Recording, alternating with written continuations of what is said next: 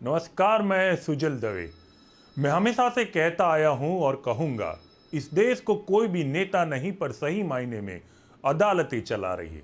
नेता के भाषण सुनना छोड़कर जब आप अदालतों के फैसले पढ़ना शुरू करेंगे तो ये बात आप बहुत जल्द समझ जाएंगे। आपको समझाने के लिए एक नमूना पेश करना चाहता हूं। देश में जब वैक्सीनेशन के लिए लोग अस्पताल में दौड़े, घंटों कतारों में खड़े रहे, फिर भी वैक्सीनेशन नहीं मिली, तो इस पर सुप्रीम कोर्ट में एक जनहित याचिका दाखिल हो गई, जिसकी सुनवाई करते अदालतों ने केंद्र और सभी राज्यों की वैक्सीन नीति पर सवाल खड़े कर दिए। अदालत ने सरकार की आलोचना करते कड़े तेवर दिखाए थे और सरकार से पूछा था। अदालत जानना चाहती है, आपके पास दो मरीज है, एक की आयु 80 साल की है, दूसरे की 35 साल की, जिसके दो बच्चे भी है, आप पहले किसे वैक्सीन देना पसंद करेंगे? 80 साल वाले को जो अपनी जिंदगी जी चुका है, या 35 साल वाले को जिसके सर पर परिवार का बोझ भी है? अदालत ने यह सवाल करके सरकार के वैक्सीन नीति बदलने को कहा था। इस फैसले के बाद सरकारें हरकत में आई थी। गुजरात के मुख्यमंत्री विजय रूपाणी भी हरकत में आए थे। गुरुवार को मुख्यमंत्री ने यह घोषणा की थी कि शुक्रवार से 18 से 44 की आयु के लोगों को रोजाना 2.25 लाख डोज दिए जाएंगे, जबकि 45 से 75 तक की आयु के लोगों को 75,000 डोज दिए जाएंगे। इस तरह सरकार रोजाना अब 3 लाख डोज देगी। अभी तक केवल 10 शहरों में टीकाकरण चल रहा था, जो शुक्रवार से राज्य के सभी शहरों में लागू होने जा रहा था। सरकार ने इसके लिए 1200 वैक्सीनेशन सेंटर भी खड़े किए थे। अदालत के फैसले के बाद मुख्यमंत्री हरकत में आए, पर टीकाकरण के पहले दिन ही लोगों को दिक्कतों का सामना करना पड़ा। टीकाकरण के लिए रजिस्ट्रेशन करना आवश्यक था, तो जो रजिस्ट्रेशन नहीं करा सकते थे, या यूं कहिए जो अनपढ़ थे, वो टीकाकरण से वंचित रह गए। उन्हें पता ही नहीं चल रहा था टीकाकरण ले तो कैसे ले। दूसरी ओर जिनको स्लॉट मिले थे, वो सारे लोग वैक्सीनेशन सेंटर पर पहुंचे थे, लेकिन लोगों को रजिस्ट्रेशन के बावजूद कई दिक्कतों का सामना करना पड़ा था।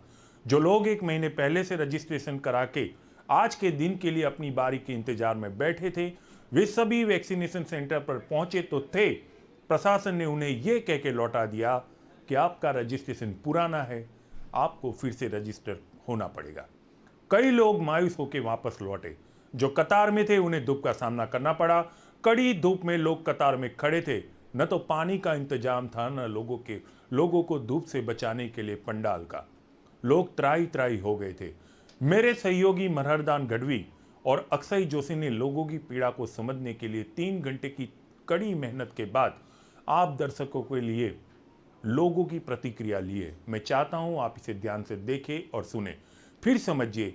जल्दबाजी में सरकारें फैसले तो ले लेती है, पर भुगतान आप जनता को करना पड़ता है।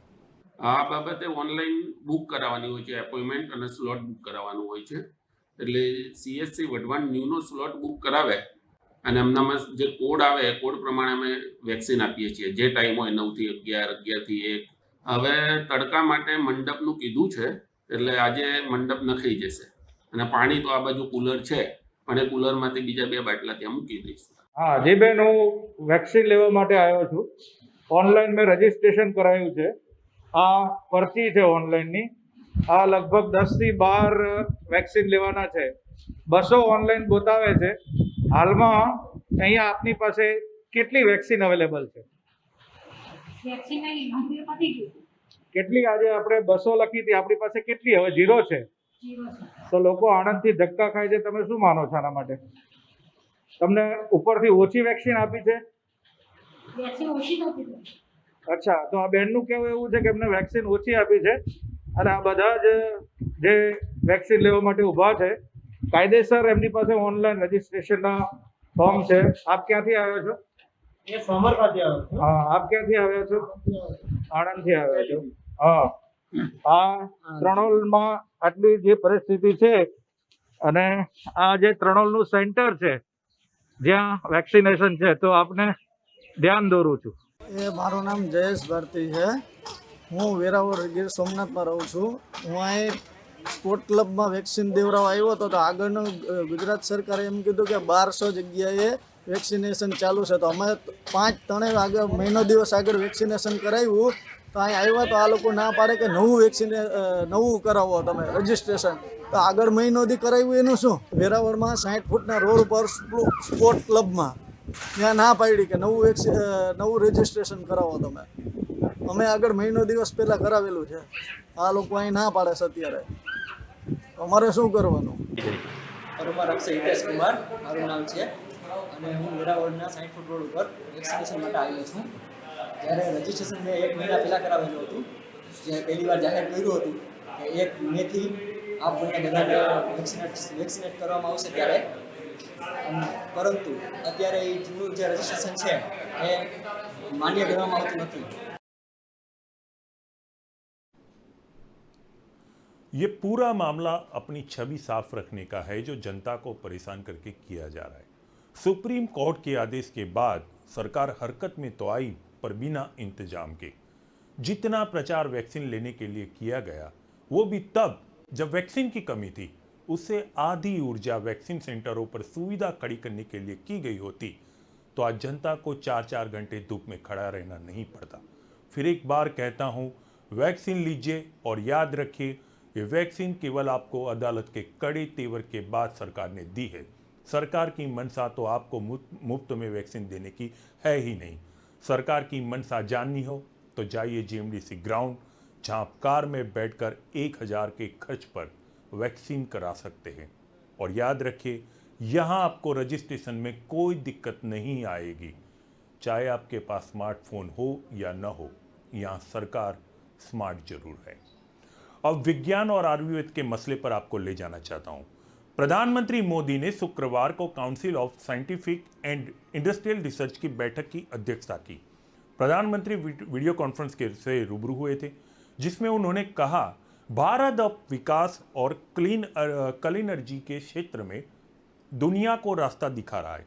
मोदी ने कहा कि कोरोना महामारी पूरी दुनिया के सामने सदी की सबसे बड़ी चुनौती बनकर आई है, लेकिन इतिहास गवाह है, जब जब मानवता पर संकट आया तब तब विज्ञान ने और बेहतर भविष्य के लिए रास्ते तैयार किए. नमस्कार. कार्यक्रम में मेरे साथ जुड़ रहे कैबिनेट के मेरे सहयोगी निर्मला सीतारमण जी, पीयूष गोयल जी, डॉक्टर हर्षवर्धन जी, principal scientific adviser Vijay Raghavan जी, CSIR के डायरेक्टर जनरल शेखर मंडे जी, सभी वैज्ञानिकगण, इंडस्ट्री और शिक्षा जगत के सभी सम्मानित प्रतिनिधि और साथियों, CSIR की आज की ये महत्वपूर्ण बैठक एक बेहद अहम कालखंड में हो रही है. कोरोना वैश्विक महामारी पूरी दुनिया के सामने इस सदी की सबसे बड़ी चुनौती बनकर आई है. लेकिन इतिहास इस बात का गवाह है, जब जब मानवता पर कोई बड़ा संकट आया है, साइंस ने और बेहतर भविष्य के रास्ते तैयार कर दिए हैं. संकट में समाधान और संभावनाओं को तलाशना एक नए सामर्थ्य का सृजन कर देना, और यही तो साइंस का मूलभूत स्वभाव है, बेसिक नेचर है. यही काम सदियों से दुनिया के और भारत के वैज्ञानिकों ने किया है. यही काम वो आज एक बार फिर कर रहे हैं. किसी आइडिया को थियरी के रूप में लाना,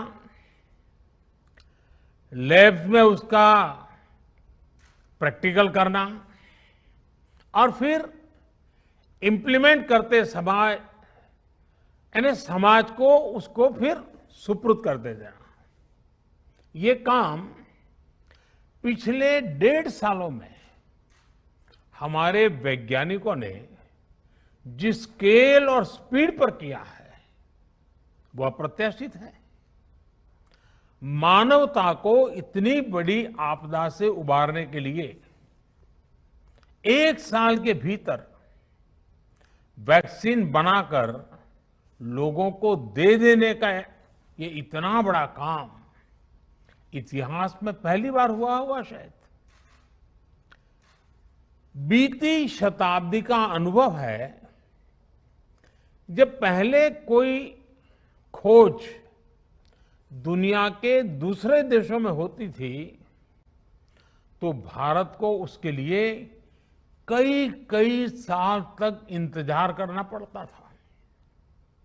लेकिन आज हमारे देश के वैज्ञानिक दूसरे देशों के साथ कंधे से कंधा मिलाकर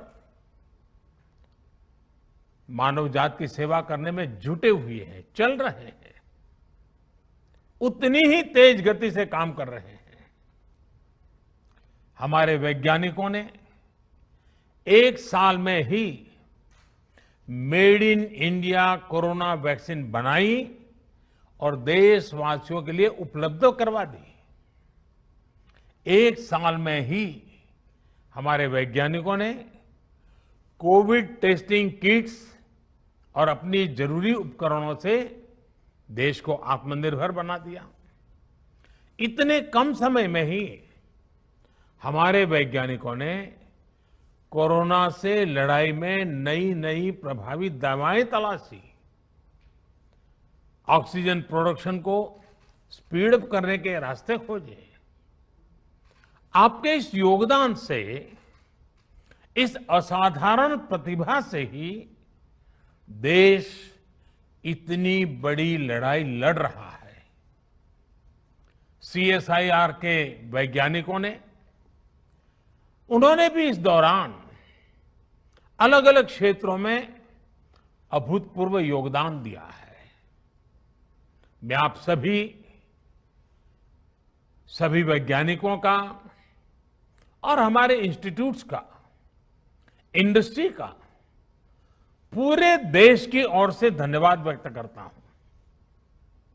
साथियों, किसी भी देश में साइंस और टेक्नोलॉजी उतनी ही ऊंचाइयों को छूती है जितना बेहतर उसकी इंडस्ट्री से, मार्केट से संबंध होता है, कोऑर्डिनेशन होता है, इंटरलिंक व्यवस्था होती है। हमारे देश में सीएसआईआर साइंस, सोसाइटी और इंडस्ट्री की इसी व्यवस्था को बनाए रखने के लिए एक इंस्टीट्यूशनल अरेंजमेंट का काम कर रही है। हमारी इस संस्था ने देश को कितनी ही प्रतिभाएं दी है।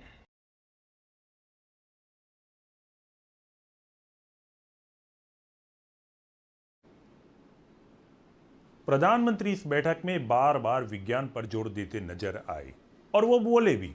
जानकार इसे रामदेव के एलोपैथी के उस बयान के साथ जोड़ रहे हैं जो रामदेव ने दिया है। ये मसला तब सामने आया था जब गंगा से लोगों के शव बरामद हो रहे थे। इस पर चर्चा हो उसके पहले रामदेव ने मुद्दे को भटका दिया। जानकारों का तो यहां तक मानना है प्रधानमंत्री ने विज्ञान पर जोर देकर बातों ही बातों में रामदेव को चुप रहने की सलाह दे दी है। अगर रामदेव मेरी माने तो मैं कहता हूं उन्हें चुप रहना चाहिए, क्योंकि जो सलवार कमीज पहनकर वे रामलीला मैदान से भागे थे, कोरोना काल में उस तरह के सलवार कमीज अब बन ही नहीं रहे, क्योंकि देश तालाबंदी में था। चुप रहिए, प्यारे बनिए। अब मैं बात करना चाहता हूं बंगाल की। बंगाल सरकार और केंद्र सरकार के बीच शुरू हुआ विवाद शांत होने का नाम ही नहीं लेता। इस बीच मेरे सहयोगी हिरेन उपाध्याय ने एक स्टोरी खोज निकाली है। अगर चाहे तो देश का हर नेता इसे सीख ले सकता है। स्टोरी है अटल बिहारी वाजपेयी की और संयोग से मामला है बंगाल का। पर वाजपेयी ने किस सूझबूझ से मामला सुलझाया था, ये पॉलिटिकल साइंस के छात्र भी सीख सकते, अभ्यास कर सकते हैं। केंद्र सरकार और पश्चिम बंगाल के बीच जारी धींगा मस्ती नई नहीं है। पूरे विवाद का केंद्र बिंदु 31 मई को रिटायर हुए राज्य के मुख्य सचिव अल्लप्पन बंदोपाध्याय हैं। प्रधानमंत्री नरेंद्र मोदी की समीक्षा बैठक में वह नहीं पहुंचे। केंद्र सरकार ने उन्हें दिल्ली तलब किया। पश्चिम बंगाल के मुख्यमंत्री ने उन्हें कार्यमुक्त करने से इनकार कर दिया। इसके बाद बंदोपाध्याय रिटायर हो गए और ममता ने उन्हें अपना सलाहकार बना दिया। अब तक केंद्र एक्शन लेने के मूड में आ चुका था, इसलिए आपदा प्रबंधन अधिनियम के तहत नोटिस भेजा गया है। बंदोपाध्याय ने अपना जवाब भेज दिया है और अब केंद्र उस पर विचार कर रहा है। भारत के संवैधानिक ढांचे में केंद्र और राज्य सरकारों की अपनी अपनी जगह है, मगर इनमें अक्सर टकराव होता रहता है।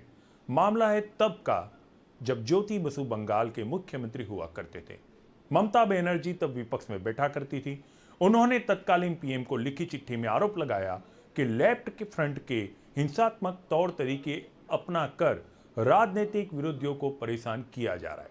तब लाल कृष्ण आडवाणी गृह मंत्रालय संभालते थे और रक्षा मंत्रालय का जिम्मा जॉर्ज फर्नांडिस के कंधों पर था।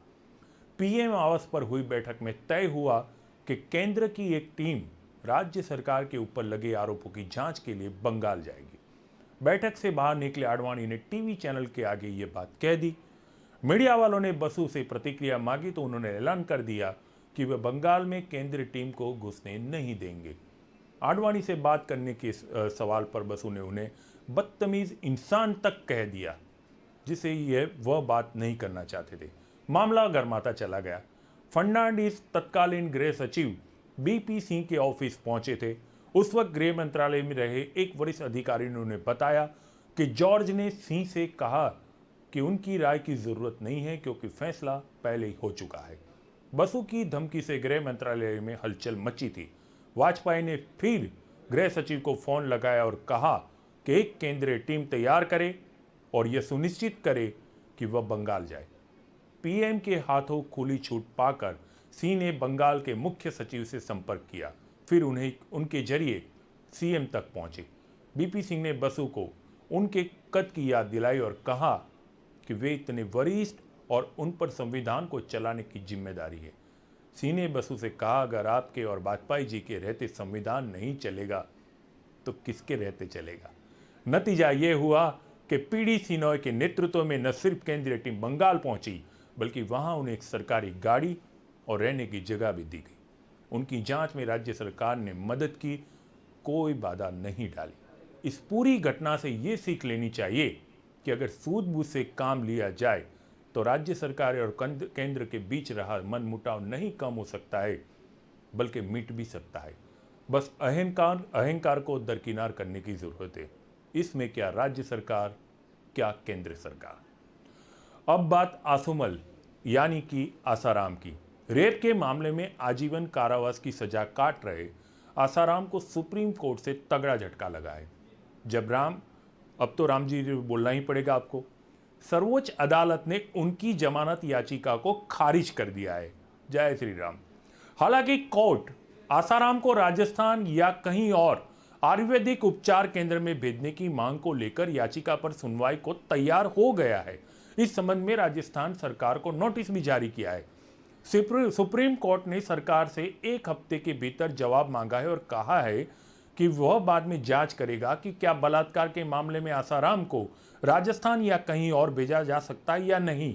कोर्ट ने मामले में राजस्थान सरकार से 1 हफ्ते में जवाब देने को कहा भी है। इस मामले में मंगलवार को फिर से सुनवाई होनी है।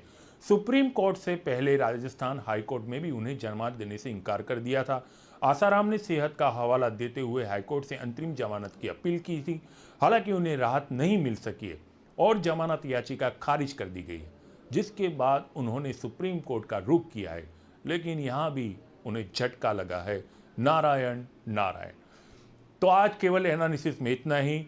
देखते रहिए एनालिसिस, लेते रहिए वैक्सीन, मास्क पहनिए, सुरक्षित रहिए, घर में तब तक रहिए जब तक ज़रूरी ना हो, क्योंकि कोविड में ढिलास जुड़ी आई है, कोविड गया नहीं है। नमस्कार।